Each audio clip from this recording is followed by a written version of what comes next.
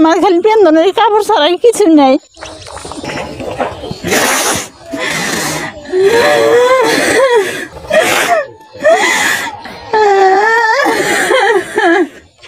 এক হৃদয় বিদাৰক ঘটনা।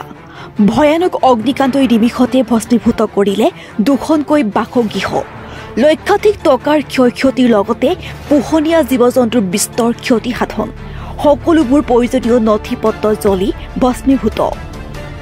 ঘটনাৰ স্থান বৰপেটা জিলাৰ বাঘবোৰ সমষ্টিৰ অন্তৰ্গত জাউৰিমাৰী টাকাকাটা চৰ। বুধবাৰে সন্ধিয়া আনুমানিক 6 মান বজাত টাকাকাটা গাঁৱৰ জোৰাণ আলী আৰু ৰমজান আলীৰ ঘৰত হঠাৎ অজ্ঞাতভাৱে অগ্নিসংযোগ হয়। ঘৰত পুৰুষ মানুহ নথকাত আৰু কোনো ধৰণৰ অগ্নি নিৰ্বাপনৰ সুবিধা নোপোৱাত দুয়োখন ঘৰৰ মুঠ 5টাকৈ বাসগৃহ সম্পূৰ্ণৰূপে জুইত জাহ যায় আৰু ধ্বংসস্তূপত পৰিণত হয়। দুবেলা দুমুঠি খাবলৈ জমা ৰখা ধন তথা শোৱা পালেং পৰ্যন্ত জুইত জাহ যোৱা এই দুৰ্ভগীয়া পৰিয়ালৰ প্ৰয়োজন আপোনালোকৰ সকলোৰে সহায়ৰ হাত। চৰকাৰ প্ৰশাসন জনপ্ৰতিনিধি তথা সাধাৰণ জনতাৰ ওচৰত সহায় বিচাৰিছে এই অসহায় পৰিয়ালটোৱে। গাঁওবাসীয়ে ইতিমধ্যে আগবাঢ়ি আহিছে এই দুৰ্ভগীয়া পৰিয়ালটোক সহায় কৰিবলৈ। আপোনাৰ অকণমান সহায়ে এই দৰিদ্ৰ পৰিয়ালটোক থাকিবলৈ এটি ঘৰ আৰু দুবেলা খাবলৈ দুমুঠি অন্নৰ যোগান ধৰিব পাৰে। আমার খালি পেন্দনের কাপড় ছাড়াই কিছু নাই।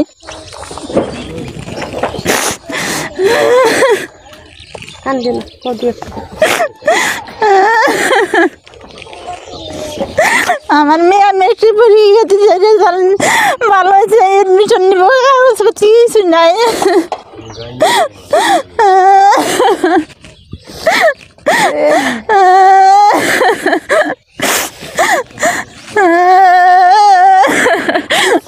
আমার সরকারের কাছে এটি আমি তো আমাকে জানি এই সহায় করে।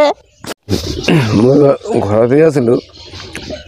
10 মিনিট আগত গাড়ী লৈ আমি পথাৰত গৈছোঁ। পথাৰত যোৱাৰ পিছত আমি দেখা পাইছোঁ জুই জ্বলি আছে। আহি পৰা নাই, মানে আহি নাপালে 2 মিনিট 5 মিনিট লাগা নাই।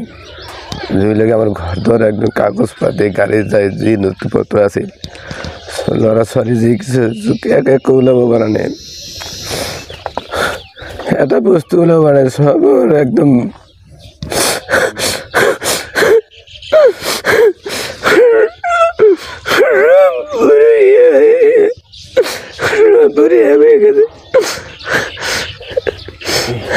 আমি এটাও বস্তু ওলাব না, ধান চান যি আছিল সব শেষ হয়ে গেছে।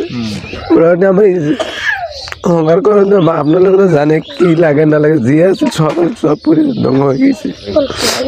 আপনার লোকে আছে, আপনারা কি করে, আমি সরকার আপনারা সরকার যারা দিলে সরকারের সুবিধা দেওয়া পারে। আমি সরকার আপনার ঘর বনোয়ার সক্ষমতা আছে না? মোৰ একো নাই, সব শেষ, কিছু একো নাই। কেনেকৈ হ'ল, মই তাৰমানে ঘৰত নাছিলোঁ। মই এই বেলাভাটি কিবা বস্তুৰ কাৰণে বজাৰত গৈছোঁ। বজাৰত আহি না বস্তুটো লৈছোঁ, ইয়াৰ মাজত মোক ফোন কৰিছে এজনে যে তোমাৰ তাতে ঘৰত জুই লাগছে।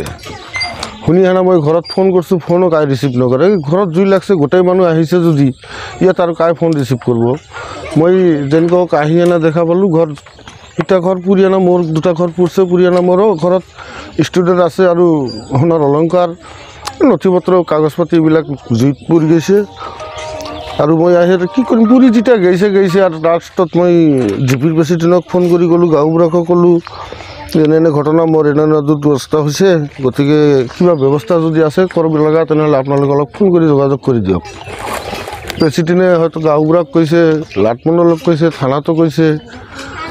তাৰপিছত আপোনালোকে পুৱাই যদি আহিছে মোৰ বস্তুখিনি চাওক, চাই না চৰকাৰৰ ফালৰ পৰা কি সুবিধা কৰি দিয়ে। মোৰ এইটোৱে আহ্বান যে চৰকাৰে জানে মোৰ এই 2টা পৰিয়ালক ঘৰ বনোৱাৰ সুবিধাটো কৰি দিয়ে, এইটোৱে মোৰ আহ্বান। আৰু বস্তু বাহিনী যিখিনি নষ্ট হৈছে, নথি পত্ৰ কাগজ পাতি এইবিলাকৰ সুবিধা যেন কৰি দিয়ে। হয়, আজি আমি বহুত মৰ্মান্বিত, যিখন ঘটনা ঘটিছে আমি আৱেগ ভৰা বহুত কষ্ট পাই আছোঁ। কাৰণ আমাৰ জোৰাণ আলী আৰু ৰমজান আলীৰ একো নাই, তেওঁলোকৰ শেষ হৈ গ'ল। মাটি বাৰী, তেওঁলোকে দুখীয়া মানুহ, কৃষি আবাদ কৰি খায়। তেওঁলোকৰ ঘৰ বাৰী, আ অলংকাৰ ধান সম্পত্তি যি আছিল জুইত শেষ হৈ গ'ল তেওঁলোকৰ এটা উপায়বিহীন কি কৰিব নকৰিব তেওঁলোকে দিশা নাপায় কালি হঠাৎ কৰি সন্ধিয়াত মোক এটা ফোন কৰিলে যে মোৰ ঘৰ ভাই জুই জাগেল তেতিয়াই মই আৱেগিক হৈ গ'লোঁ লগ মই বনবিৰি আৰক্ষী চকীক কলগাছিয়া আৰু আমাৰ বিধায়ক মহোদয়কো জনাইছোঁ তেওঁলোকে অতি সোনকালে আহি ইয়াৰ পৰ্যবেক্ষণ কৰিব আৰু আমাৰ প্ৰতিনিধি হিচাপে আমি এই অঞ্চলৰ ৰাইজৰ লগত বহি আমি এওঁলোকৰ ঘৰ বাৰী বা তেওঁলোকৰ কাগজ পাতি কি যা নষ্ট হৈছে তেওঁলোকৰ কি কৰিব পাৰি বা তেওঁলোকৰ থকাৰ এটা ব্যৱস্থা কৰিবলৈ আমি চেষ্টা কৰিম news desk report any live